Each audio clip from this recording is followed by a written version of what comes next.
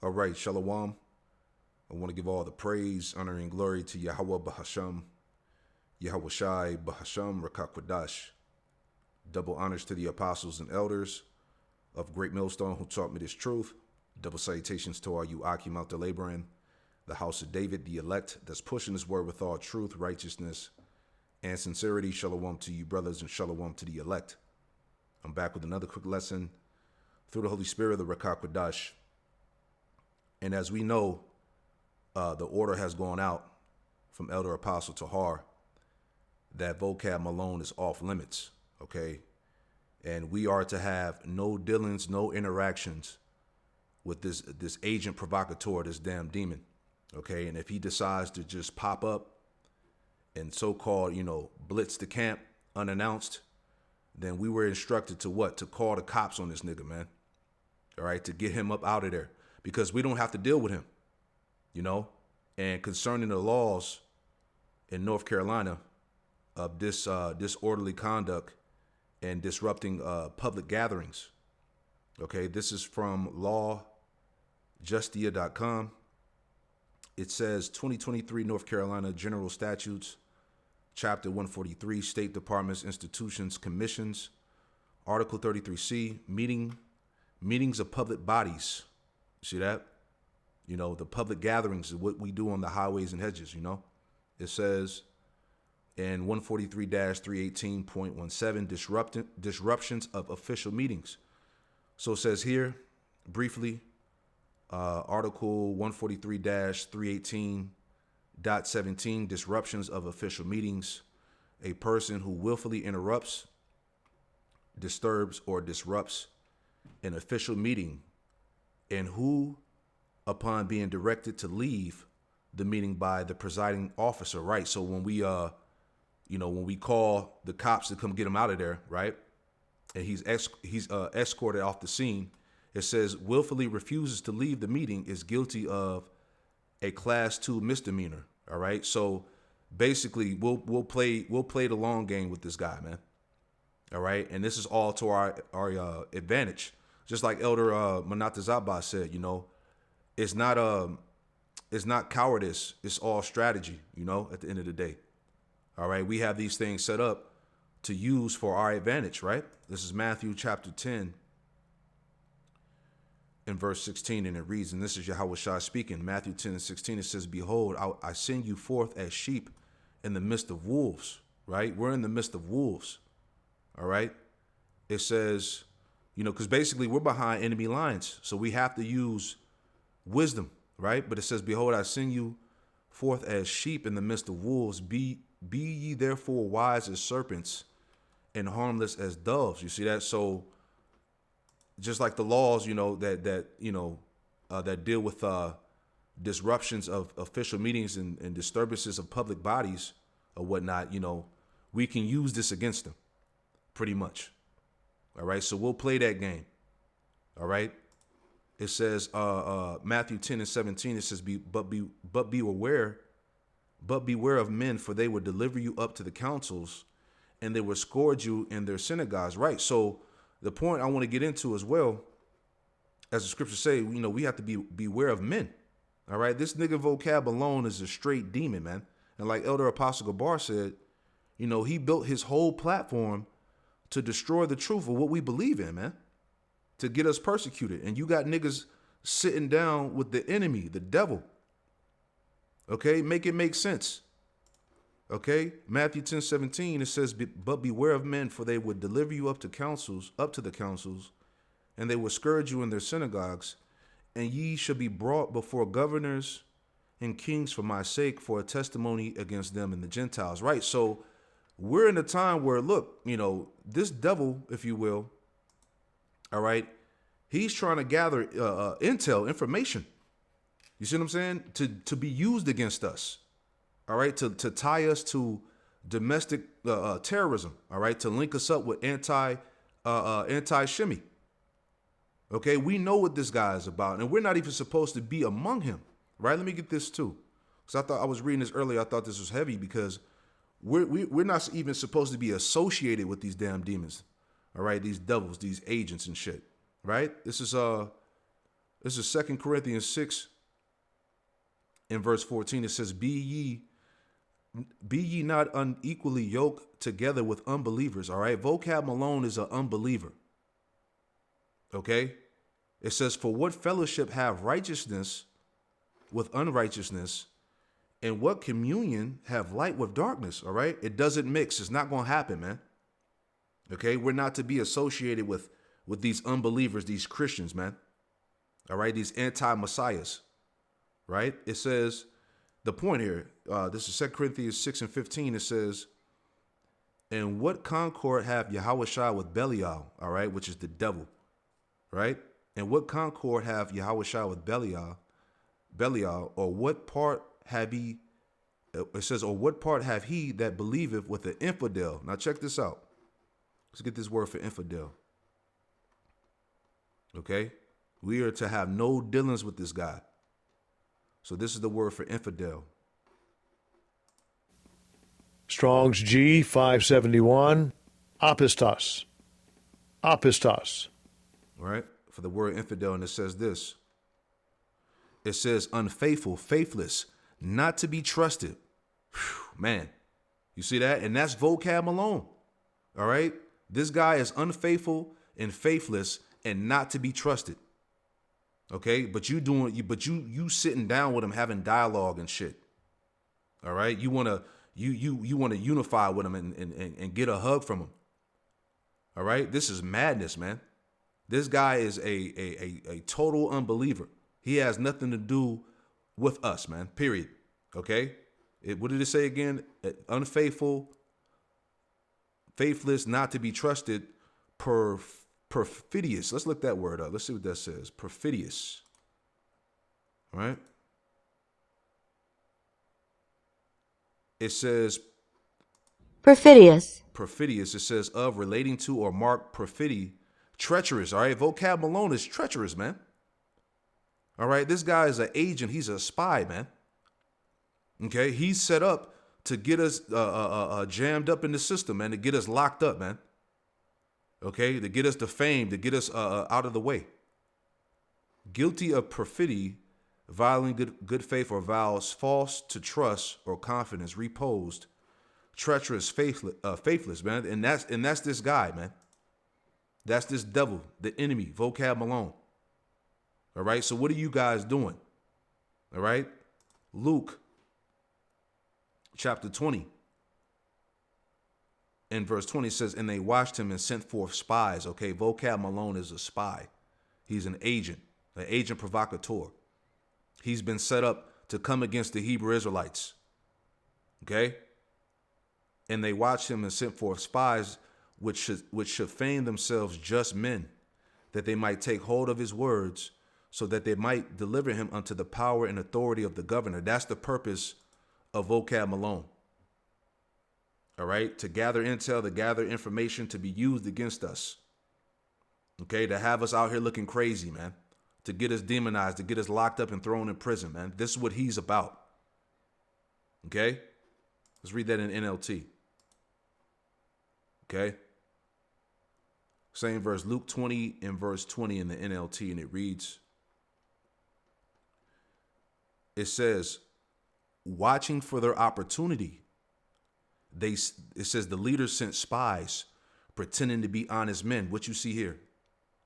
You know, let's sit down and have a dialogue with the fucking devil. Let's hash things out. Let's iron things out. Right?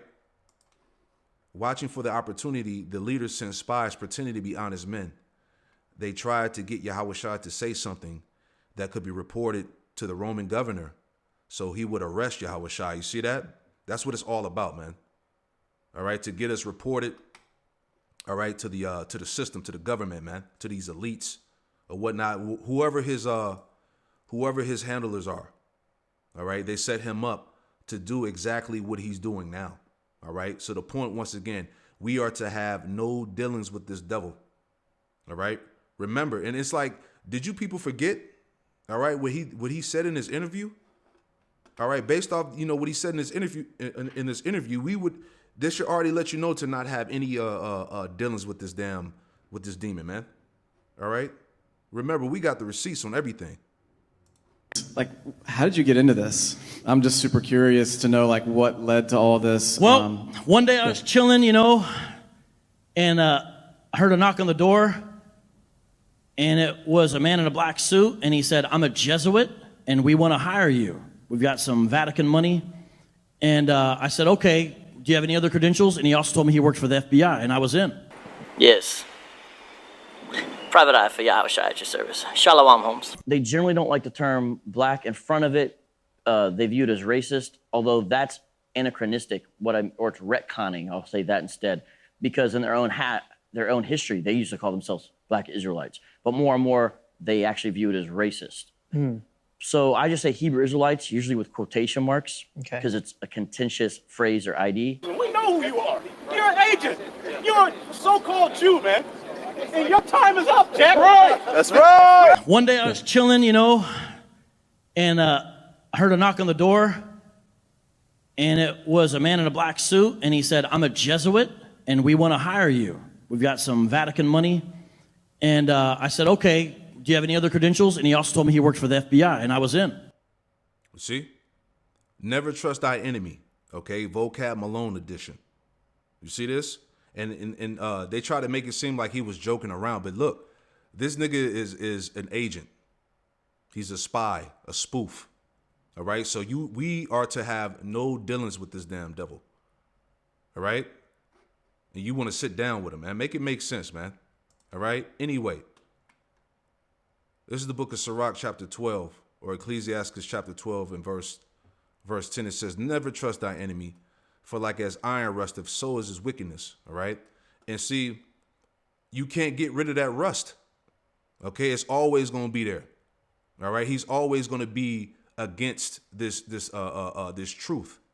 Okay. He's against everything that we're about, man. Right. And I want to read this in the Good News translation, Salakia. That's what I wanted. Right. Let's read on down, man. This is back in Sirach chapter 12, but this is in the Good News translation. So this is Sirach 12 and 10. It says, "Never trust thy enemy. His wickedness is as destructive as rust." It says, "Watch out and be on guard against him, even if he acts so humble." You see that? And that's what's going on here. We're just having a peaceful dialogue. You know, how we can unify, how we can come to a common ground. All right. It's a lot of strange, and this is what we talked about at camp. There's a lot of strange activity that's going on with these various Israelite groups, man. A lot of weirdo shit that's been going on with these groups for years, man. Stuff that doesn't make sense, stuff that's totally against the scriptures, man. All right. Yahweh Shai wouldn't have sat down with the damn enemy, with the devil, having a peaceful dialogue. Right. It says, Sirach 12 and 11 in the Good News translation. It says, "Watch out and be on guard against him. Even if he acts ever so humble, he's like a metal mirror that rusts away if you don't keep it polished." Exactly, man. You can't trust him. All right. He's going to come with that fake humility. "Oh, I just want to talk, let's have dialogue. I want some understanding on these scriptures." Fuck all that, man. If he pop up, call the cops on his ass and get him out of there. It says, verse 12, see the enemy at your right hand, and the next thing you know, he'll be trying to get your own place of honor. Put him next to you, and he will overthrow you. Right? Put him next to you, and he will overthrow you. What are you doing? Right? Do you not remember did you not see the videos?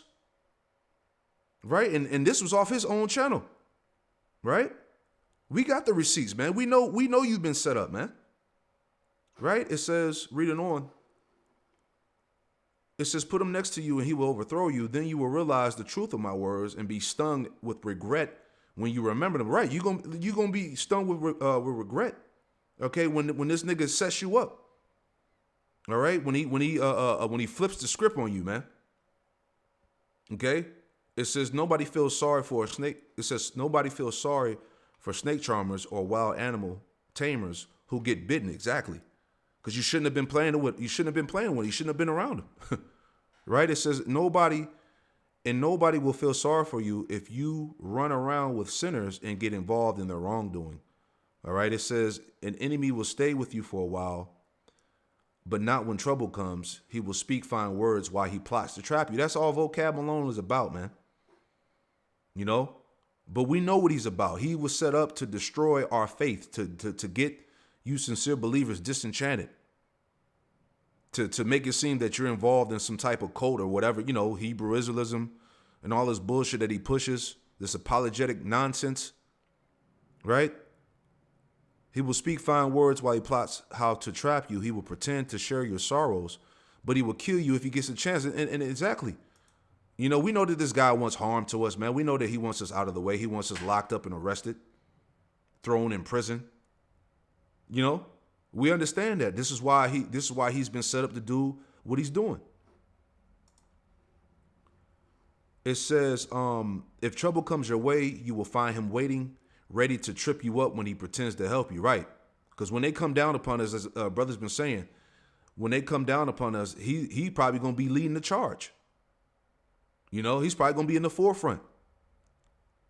It says he will be a different person then, rubbing his hands, nodding his head, and spreading rumors about you. And that's basically, like Elder Apostle Gabar has stated, his whole platform was set up off of so-called debunking the truth in the Hebrew Israelites, to destroy our faith, man, to get us persecuted.